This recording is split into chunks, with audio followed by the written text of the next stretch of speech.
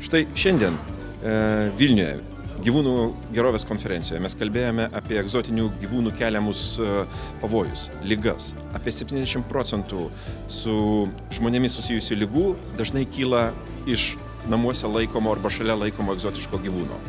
Yra galimybės spręsti šitas problemas arba bent jau perspėti jas.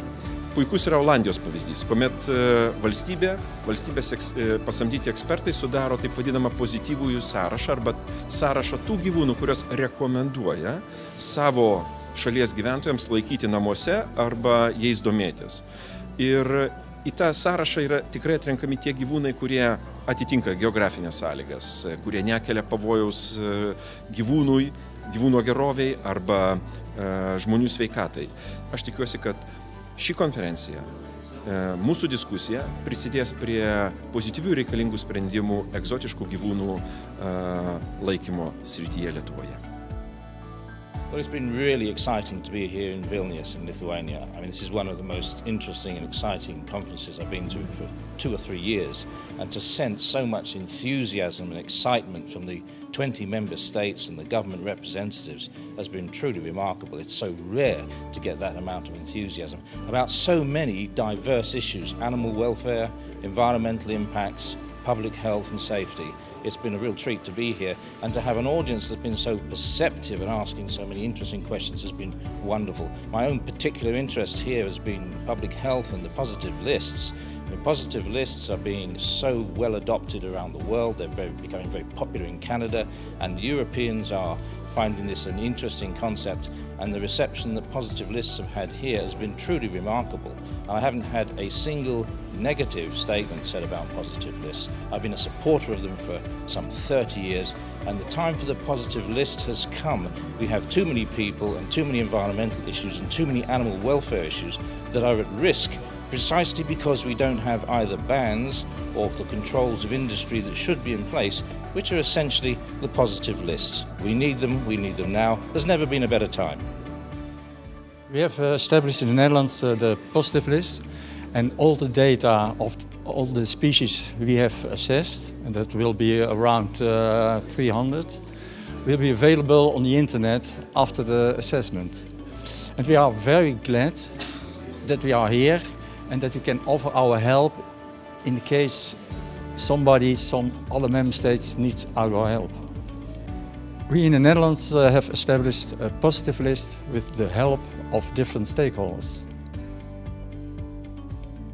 We are now in the process of amending of animal protection law, and we are also discussing about to involve the positive list in our law, because there are some questions and some demands from the public or from the pet owners to keep animals for which we think that are not appropriate to be kept as pet animals, like exotic animals from completely different areas of the world. It was a request also for African fox to be kept as a pet animal, as a dog. And there is no any special requirements for African foxes in our law. So we were wondering what we can do in this way to keep the animal welfare of such exotic animals, which could be obtained maybe in our country. And a positive list seems as a very good tool to organize and to prepare good requirements in the law, how to keep animals and how to keep them in good manner.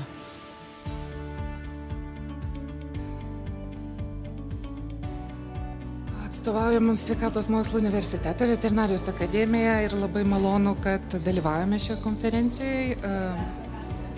Gauta informacija iš profesionalų dirbančių tose srityse gyvūnų gerovės yra labai naudinga, kadangi mes ruošiame būsimus gyvūnų gerovės kontrolierius, veterinarijos gydytojus.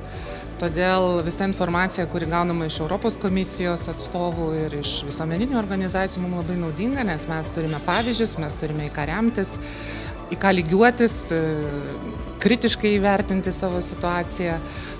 Aktyviai labai panaudojame studijų procese informaciją ir dalyvavimas šitoje konferencijoje mums padės kuriant gyvūnų gerovės kompetencijos centrą. Tikrai bendravome su kolegomis iš Latvijos, Estijos, Švedijos, kurie yra įkūrę arba kūrimo stadijoje šitų centrų. Todėl ta patirtis pradiniam taške buvo labai naudinga ir tikimės, kad tokie renginiai vyks toliau ir tikrai labai norėtume aktyviau dalyvauti šitoj veikloj, kadangi mūsų universitete strateginiam plane yra numatyta gerovės gyvūnų plėtimas. Tai manome, kad ta pagalba visuotinė ir valstybė ir visuomeniniam organizacijom universiteto bus tokia svaresnė ir visada kviesime kreiptis į mūsų gyvūnų gerovės kompetencijos centrą.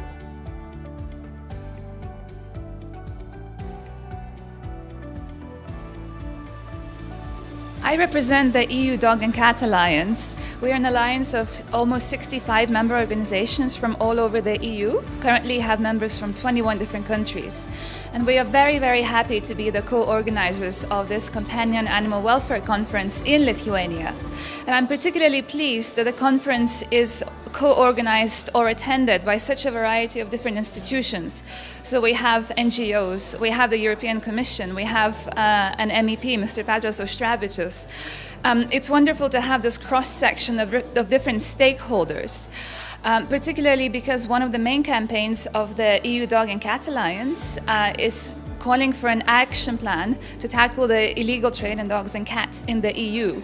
And only by having a coordinated approach between member states, between the European Parliament, with a great participation from the European Commission, also NGOs, veterinary authorities, customs officials, only then can we really tackle this terrible trade in hundreds of thousands of dogs and cats every year, which, as the conference mentioned, impact not only animal health and welfare, but also public health, consumer protection, and also the functioning of the EU internal market. So I'm very happy. I think the conference was a great success. But what's most important is not just to talk about it, but to actually take it forward. So we're looking forward to working with all these actors on the next steps.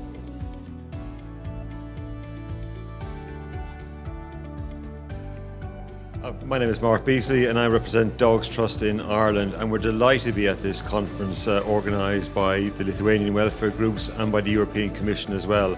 And it's really great to be here representing the small European countries, because countries like Ireland and Lithuania have an awful lot to give to animal welfare.